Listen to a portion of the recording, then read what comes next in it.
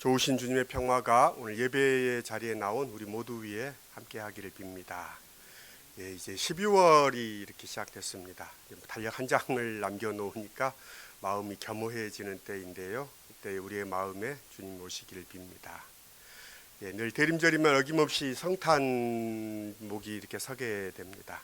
성탄목은 이 아담과 하와가 이렇게 있었던 이 에덴 동산의 생명나무를 상징합니다. 에덴 동산 중앙에는 두 나무가 있었다고 했죠. 선악을 알게 하는 나무, 그리고 생명나무가 있다고 했고요. 또 요한계시록에도 하나님의 보좌와 생명나무가 있다고 했습니다. 그래서 성탄목은 이 생명나무를 상징합니다. 하나님이 주시는 영원한 생명, 소성케 하고 살리는 생명입니다. 그래서 평화의 상징이기도 하고요. 우리 그리스도인들은 신앙 고백 속에 그 생명나무가 예수 그리스도이시다라고 고백합니다.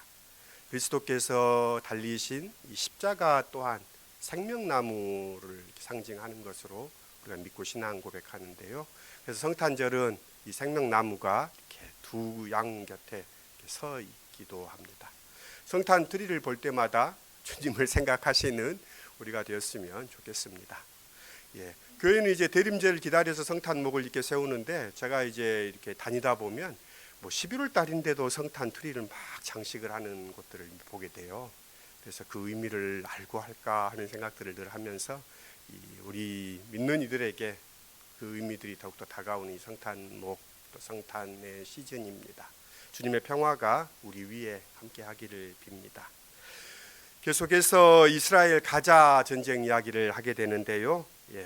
일주일간의 잠시 교전이 멈추었지만 군사작전이 다시 재개되었습니다. 잠시간의 휴전이 평화의 초석이 되기를 바랬지만 바람이 무색하게도 7일간의 교전이 중단되고 다시 전쟁이 시작되었습니다. 토마스 헬릿이 딸이 죽어서 고통을 받지 않아서 차라리 잘 됐다라고 인터뷰했던 분 있죠. 이 토마스 헨슨이 자신의 딸 에밀리가 죽었다고 생각했는데 살아서 이렇게 돌아왔습니다. 그래서 반갑게 해우하는 장면도 이렇게 보았고요. 또 50일 만에 돌아온 딸들과 아이들을 만나는 그들의 그 기쁨의 순간들도 목도했습니다. 그런 시간들은 벌써 이제 잊혀지고 다시 전쟁이 재개되면서 하루에 이 가자 지구에 184명의 민간인이 단 하루 만에 사망하기도 하고요. 또 560명의 부상자가 발생했다는 소식을 접하면서 팔레스타인 주민들에게 고통의 시간이 다시 시작되었구나라고 생각하게 됩니다. 참 역사는 누군가의 눈물을 흘리게 하는 자에게 또 다른 피눈물을 불러온다는 것이 역사가 가르치는 교훈일진데 왜 이스라엘은 이것을 외면하는지 모르겠습니다. 평화를 바라는 이들이 악하고 잔인한 자들에게 고통을 받고 있습니다. 주님은 다시금 이 고통받는 인류의 한가운데 오십니다. 예수를 우리는 평화의 왕으로 고백하지만 예수께서 오셨던 유대 땅에도 헤롯에 의해 자행된 유아 살해가 벌어졌습니다. 아이들을 잃은 여인들의 부르짖음과 울부짖음이 예루살렘의 베들레헴에 가득했지요. 믿음으로 읽는 글에 박완서 선생님은 우리 안에도 헤롯과 동방박사가 공존하고 있다고 이야기합니다. 주님을 공경해서 그 먼 거리에서 찾아왔던 동방박사의 마음도 있지만 예수를 죽이려 했던 헤롯의 마음도 우리 안에 있다고 그녀는 이야기합니다. 그래서 모든 아기들은 태어날 때 예수를 닮게 태어났지만 예수 닮은 어른들은 참으로 드물다라고 그녀는 이야기합니다. 그러면서 이렇게 말합니다. 있을 리가 없지요. 우리가 용이 주도하게 죽였으니까요 라고 이야기합니다. 우리 아이가 얻어맞는 아이가 될까봐 먼저 때리기를 부추기고 행여 말석에 앉는 아이가 될까봐 양보보다는 쟁취를 가르치고 박해받는 이들 편에 설까봐 남을 박해하는 걸 용기라고 말해주고 옳은 일을 위해 고뇌하게 될까봐 이익을 위해는 한눈 팔지 말라고 응원했다고 자조적으로 이야기합니다. 그러면서 그녀의 말이 울립니다. 있을 리가 없지요. 우리가 용이 주도하게 죽였으니까요. 그래도 박완서 선생은 글의 말미에 희망을 적고 있습니다. 겉보기엔 위아래 골고루 다 썩은 우리 사회가 그래도 안 망하고 유지되고 있는 것은, 정의에 대한 희망이 시퍼렇게 살아있다는 것은 보이지 않는 곳에서 우리를 받쳐주고 있는 어떤 힘이 없이는 불가능한 일이기 때문입니다. 우리를 받쳐주고 있는 보이지 않는, 또 알 수 없는 그 힘은 정의의 하나님, 공의의 하나님, 이 인류를 사랑하시는 하나님이시지 않겠습니까? 그 하나님이 이 인류를 위해 평화와 정의의 길로 이끄기를 기원합니다. 2023년 교회력 성서 1과 복음서의 중심 본문은 마태복음을 우리가 계속해서 읽었습니다. 그리고 새롭게 시작하는 이제 2023-24년의 성서 1과의 복음서 중심 본문은 마가복음 읽기로 구성되어 있습니다. 마태복음과 마가복음은 결이 같습니다.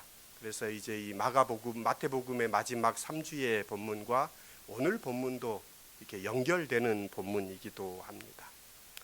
복음서를 대할 때마다 이 복음서가 갖는 공통점은 로마에 의한 평화의 시대를 배경으로 하고 있습니다. 그래서 로마인들에게는 평화의 시대이지만 이 성서는 그 평화가 압제받는 피지배민들에게는 허위이고 거짓임을 성서는 드러냅니다. 로마에 의한 평화가 피지배민들을 비인간적으로 대우하고 학대하고 수탈했다는 것을 성서는 은근히 그 배경음으로 드러내고 있습니다. 그래서 성서를 읽는 사람들은 그 성서의 배경이 되는 그 이면의 목소리를 잘 가려 들을 수 있어야 합니다. 성서는 때로는 지배자의 이데올로기로 사용되기도 합니다. 하지만 성서는 또한 압박받는 사람들의 희망과 소망이 되기도 합니다. 성서에는 항상 다양한 목소리가 담겨 있습니다. 그래서 우리는 누군가의 해석을 통해 성경을 읽게 되면 성경이 마치 하나의 목소리만 들려주는 것처럼 생각합니다. 그러나 수천 년의 역사 속에서 어떻게 하나의 목소리만 있을 수 있겠습니까? 지배자의 논리가 있다면 이에 항변하는 피지배 민중들의 목소리가 녹아 있기도 하고, 압제를 가하는 사람, 웃는 사람들의 목소리가 들려온다면 고통받는 이들의 목소리도 녹아 들어 있습니다. 바로의 목소리가 있다면 이에 신음하는 이스라엘 백성들과 그들을 대변하는 주님의 목소리가 있습니다.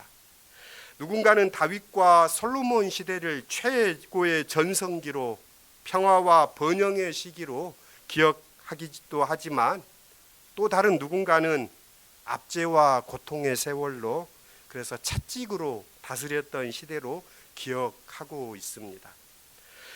그래서 솔로몬은 이스라엘의 애굽을 다시 세웠노라고 성서의 기자들은 솔로몬을 강하게 비판합니다.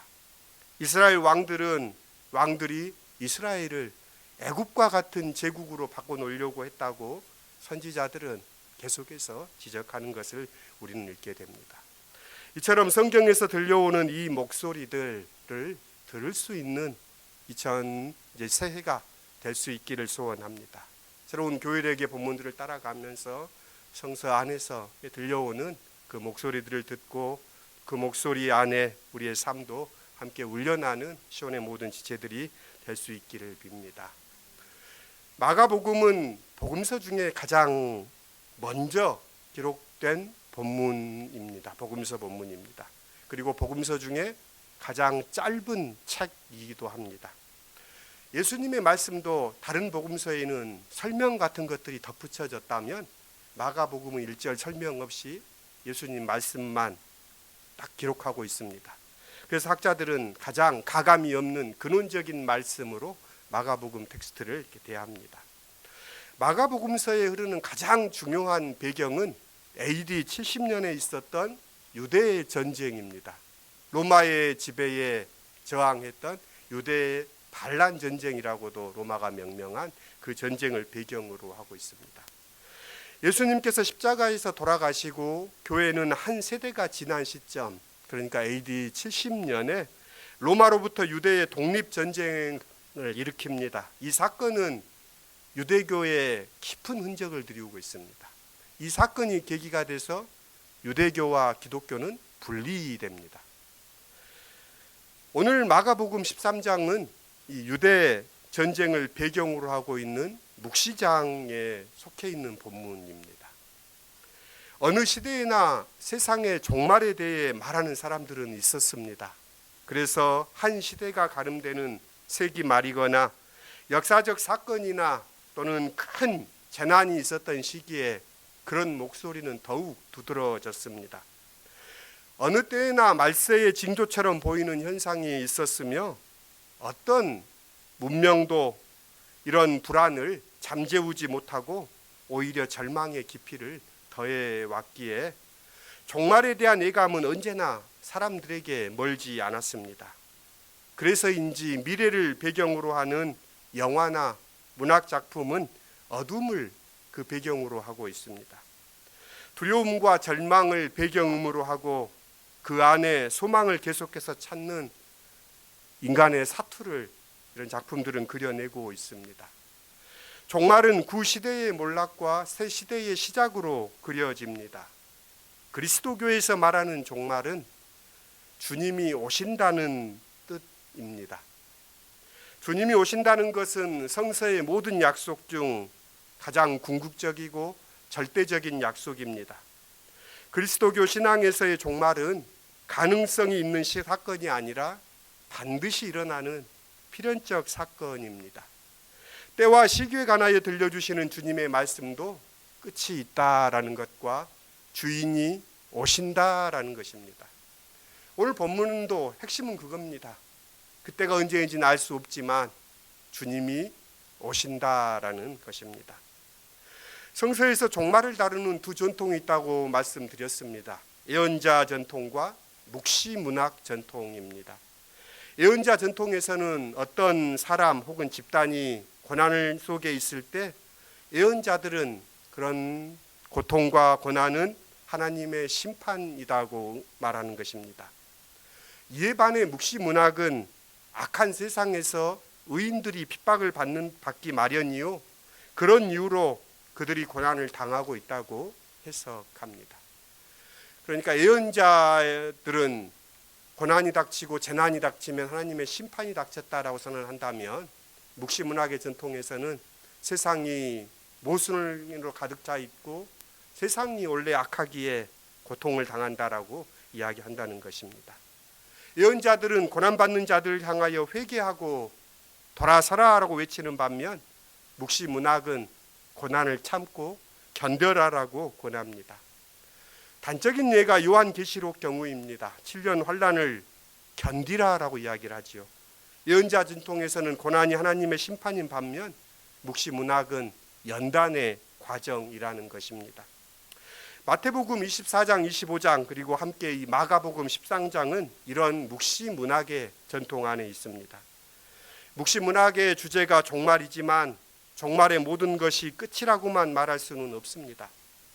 마태복음이 보여주듯 종말은 주님이 오셔서 모든 사람을 심판한다는 이미지입니다. 양과 염소를 가르듯이 복받는 사람과 저주받는 사람들을 가르는 모습인 반면에, 마가복음은 주님이 오셔서 믿는 자들을 악한 세대에서 자유롭게 하신다고 알려줍니다. 심판으로서의 종말이 마지막이라는 의미를 가진다면, 새롭게 함으로써 자유롭게 한다는 이 종말은 새로운 기대를 갖게 합니다. 마가복음이 기록된 시기는 말씀드렸던 것처럼 로마를 대항하여 유대인들이 일으킨 무장 봉기를 전쟁을 배경으로 하고 있습니다. 그 기간 동안 자신이 스스로 메시아다라고 말했던 사람들이 등장합니다. 그래서 그들은 유대인들을 규합하고 로마와 싸우는 이 종말적인 싸움에 참여하라고 사람들을 독려했습니다. 유대교의 대부분의 사람들이 이 전쟁에 가담했습니다. 하지만 그리스도교는 이 전쟁에 가담하지 않습니다. 그가 그리스도가 아닌 줄을 이미 알았기 때문에 그리스도교는 자연스럽게 이 유대 전쟁에 참여하기를 거부하고 거기에서 이렇게 떨어져 나오게 됩니다. 그래서 유대인들에게는 배신자들이라는 그런 오명도 다 씌워지고 이단자라고 기독교인들이 받아들여진 시기입니다. 유대교에서는 기다렸던 그리스도는 다윗과 같은 정치, 군사 지도자로서의 그리스도였습니다. 그러니까 그들이 그리는 그리스도와 지금 로마와 전쟁을 일으키는 이 지도자는 닮아 있었습니다. 그래서 내가 그리스도다라고 말하면 많은 사람들이 그에게 이끌렸습니다. 유대인들은 이 전쟁이야말로 선과 악이 벌이는 최후의 싸움이며 의로운 전쟁이라고 여겼습니다. 객관적으로는 로마라는 이 나라와 상대가 되지는 않지만 최후의 승리를 믿었던 유대인들은 목숨 던지는 걸 주저하지 않았습니다. 유대인들에게는 이때가 누구도 의심할 바 없는 종말의 시간이었습니다. 로마의 압제를 끝내야 한다는 유대 전쟁의 대위에 대해 마가 공동체는 부분적으로는 동의했지만 이 전쟁 자체가 종말 사건이라는 주장에 대해서는 거부했습니다. 종말은 전쟁과 같은 큰 사건의 결과가 아니라 주님이 오시는 결과라고 그들은 믿었기 때문입니다. 거대한 전쟁이나 변화, 재앙 같은 사건들은 주님이 오시리라는 사실을 깨닫게 하는 징조일 뿐이지 주님의 오심 그 자체는 될 수 없다라는 것이 마가 공동체의 믿음이었습니다. 인류가 직면하고 있는 문제들 역시 마찬가지입니다. 기후위기와 난민 문제, 경제적인 불평등과 인권 문제는 참 풀기 어려운 문제인 건 맞습니다. 그러나 이 인류가 이 문제가 마치 없는 것처럼 여기면서 계속해서 이전 살아간다면 그렇게는 살 수가 없는 거지요. 이런 문제들을 이미 알고 이전처럼 살 수 없습니다. 이것은 우리에게 경고입니다. 이는 오히려 인류가 이전과는 다른 길을 찾으라는 하나님의 사인이기도 합니다. 지구 환경이 급속도로 붕괴되는 현실에서 주님의 오심을 기다린다는 어차피 지구는 심판받아 멸망할 테니 될 대로 되라. 나는 주님이 오시면 천국에 간다. 이런 믿음은 오히려 퇴행적이지요. 오히려 주님의 오심을 기다리는 삶은 될 대로 되라는 삶이 아니라 하나님 나라의 삶을 여기에서 사는 삶입니다. 그래서 오늘 우리가 살아가는 세상 속에 평화를 구하고 정의를 기도하고 하나님의 뜻 안에서 사랑을 실천하는 것은 오늘 여기에서 하나님의 나라를 사는 우리의 고백이기도 합니다.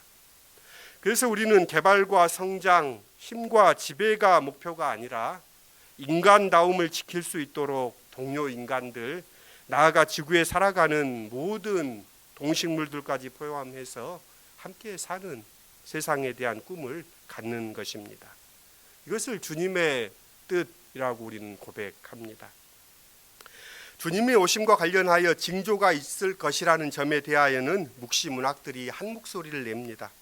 성서는 우레와 지진, 바람과 큰 소리 등의 징조들을 말합니다.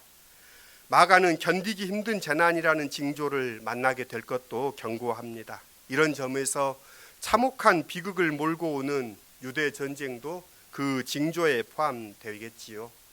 그러나 주님의 오심은 잠든 사이에 도적이 오고 아침이 오는 것과 같습니다.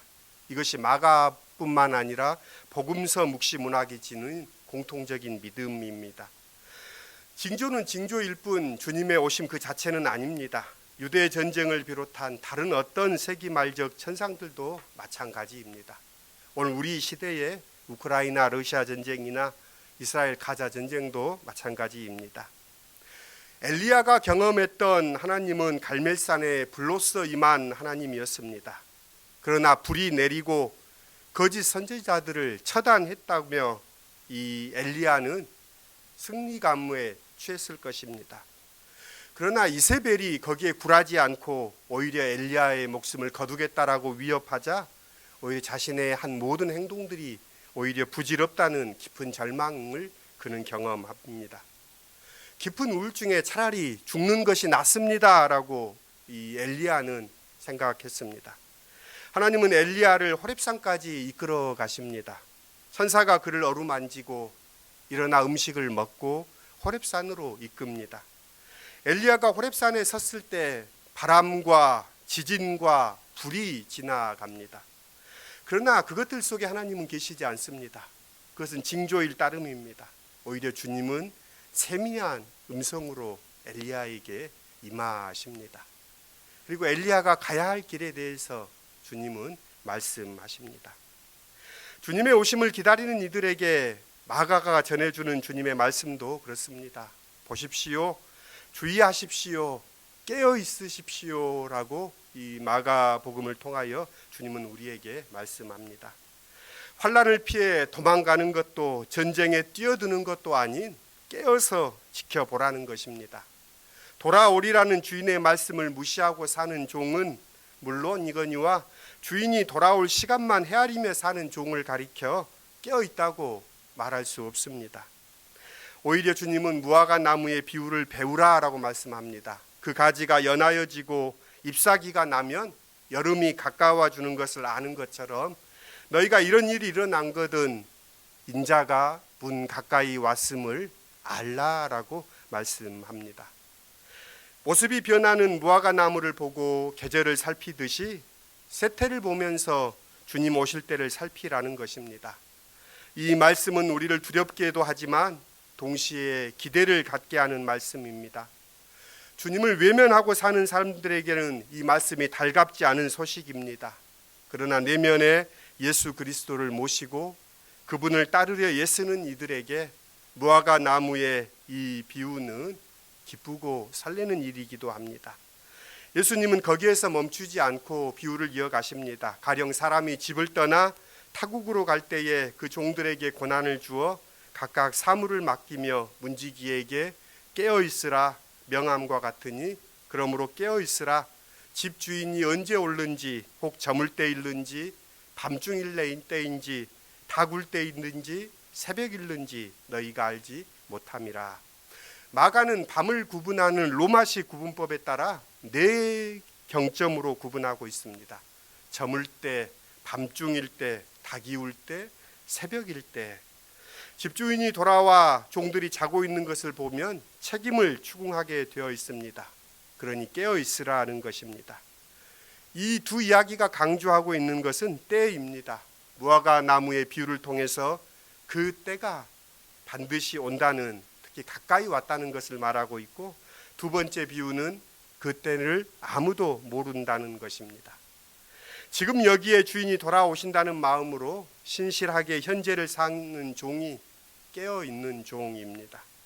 그는 징조의 현혹됨이 없이 영원한 오늘을 살며 이미 주인과 함께 있는 사람입니다.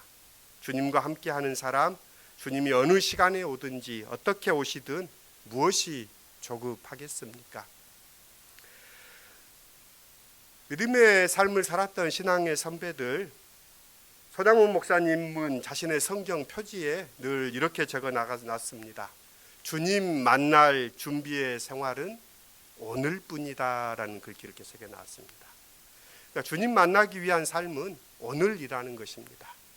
그러하기 위해서 그는 기도하는 것, 또 성경 읽는 것, 또 그리고 성결한 삶을 사는 것, 또 일일 선행을 행하는 것, 이것이 주님을 모시는 생활이노라라고 늘 기록해두고 또 그것을 지켜나가는 삶을 살려 애썼습니다.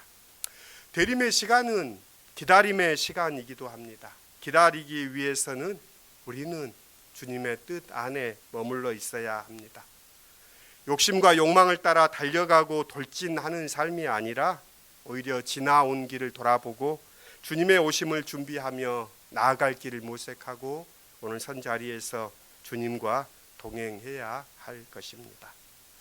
이문재 시인의 쉬운 것들이라는 시를 오늘 마음으로 읽는 글에 실어 보았는데요. 시는 이렇게 이야기합니다. 입술에 묻은 것은 입속으로 들어가기 쉽다. 그렇죠? 손 가까이 있는 것은 주머니에 들어가기 쉽다. 눈에 보이지 않는 것은 없는 것이라고 생각하기 쉽다. 이렇게 하면서 이제 쉬운 것들을 이렇게 이야기합니다. 그러면서 쉬운 것들이 어려워지고 어려운 것들이 쉬워질 때까지 손을 다시 보자. 입과 귀와 눈, 머릿속을 다시 보자. 몸을 보고 또 보자. 쉬운 것이 쉬워질 때까지. 예수님은 우리에게 어려운 것을 요구하지 않습니다.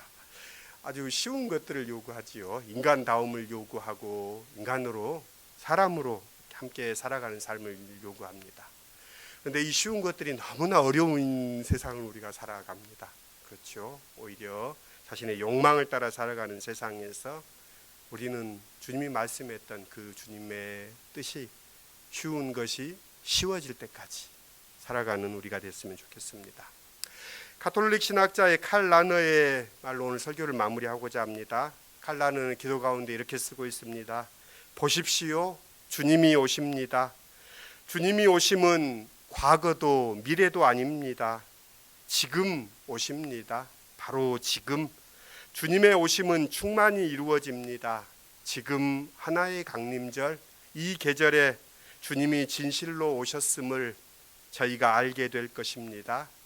오실 하나님, 저에게 은혜를 주시어 지금 강림의 한때를 살게 하소서. 그리하여 제가 영원히 당신 안에 그 복된 영원한 때를 살게 하소서. 지금이 영원한 때입니다. 이 강림의 이 절기에 주님 안에 주님의 때를 사는 시온의 모든 지체들 될 수 있기를 빕니다. 함께 거듭의 기도 드리도록 하겠습니다. 주님 감사합니다. 대림절로 새롭게 시작되는 교회력의 첫 주일인 오늘, 주님을 기다리는 이들에게는 소망이 솟아오릅니다. 주님이 오신다. 이 소망 안에 이 대림의 시간을 주님의 뜻 안에 서는 시온의 모든 지체들 되게 하여 주십시오. 오시는 주님의 충만함, 부드러움, 겸손함, 온유함을 우리의 삶에 받아들이게 해 주십시오. 가까이 오신 주님의 음성 듣겠습니다. 주님, 우리의 삶에 오시옵소서. 예수님의 이름으로 기도드립니다. 아멘.